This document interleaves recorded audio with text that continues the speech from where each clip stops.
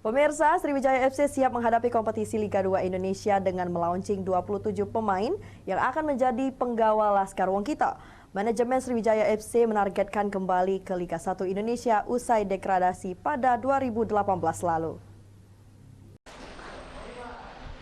Jelang bergulirnya Liga 2 Indonesia pada 10 September mendatang, Sriwijaya FC memperkenalkan pemain, pelatih, dan ofisial yang akan berjuang mengangkat Elang Andalas kembali ke kasta tertinggi Liga 1 Indonesia. Launching pemain ini menandai kesiapan Sriwijaya bersaing di grup 1 Liga 2 Indonesia. Untuk musim ini, Sriwijaya FC mempercayakan Yusuf Prasetyo yang didampingi para asisten legenda SFC seperti Ferry Rotinsulu, Octavianus, Mahyadi Panggabean, serta pelatih fisik Dino. Pemain SFC juga diisi para pemain berpengalaman seperti Nur Iskandar, Herwin Trisaputra, Misbaskus Holihin, dan pemain keturunan Jepang Meru Kimura.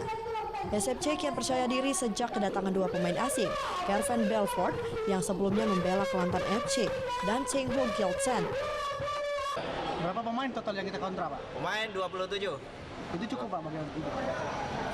Analisa dari pelatih 27 ini cukup. Nanti kita akan terus melakukan evaluasi. Jika diperlukan penambahan pemain akan kita lakukan. Tetapi untuk sementara ini pelatih sudah menyampaikan ke kami di manajemen bahwa siap untuk menjalani Liga 2. Sementara itu, Pemprov Sumatera Selatan berkomitmen membantu SFC lewat infrastruktur lapangan dan mendorong datangnya sponsor.